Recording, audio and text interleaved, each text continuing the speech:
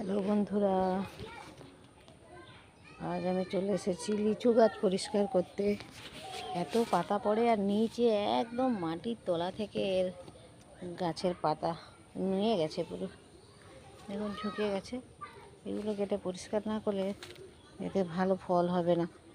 গত বছর লিচু হয়েছিল, 2-3টা থোকা হয়েছিল, জল দিয়ে দিয়ে যত্ন করে করে রাখলাম, কিন্তু বড় হওয়ার পর কে যেন পেড়ে নিয়ে চলে গেল কারা। তখন আমাদের প্রাচীরটা হয়নি, সেই জন্য। যাই হোক, আমি এই গাছগুলো একটু কেটে পরিষ্কার করব। এত বেশি মাকড়সার ফাঁদ জন্মে গেছে যে না পরিষ্কার করলে ফল ভালো হবে না। কেটে কেটে তো ফেলতেই হবে।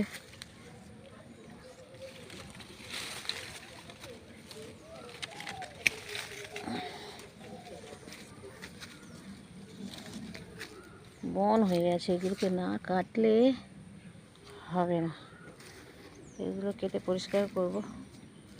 অনেক মুকুল ধরেছিল, সব জ্বলে গেছে। উপরে 1-2টো আছে, হাই দেখ। এখানে আবার মুকুল তো কবে কবে আবার লিচু ধরছে বন্ধুরা, দেখুন। হ্যাঁ, এই ছোটো ছোটো লিচু হচ্ছে। আমি যে গাছের ডালটা কাটতে এলাম, তাহলে তো আর কাটা হবে না।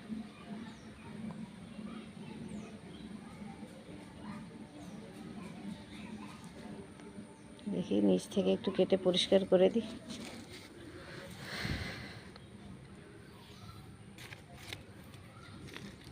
এগুলো প্রচণ্ড মাকড়সা হচ্ছে আর ফাঙ্গাস জন্মে গেছে।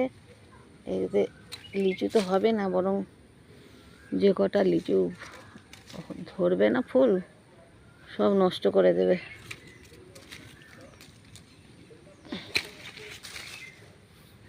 ওর সঙ্গে সঙ্গে আমাকে কলা গাছটাও পরিষ্কার করতে হবে। কলা গাছের প্রায় পাতা শুকিয়ে গেছে, না করলে আর কোথাও।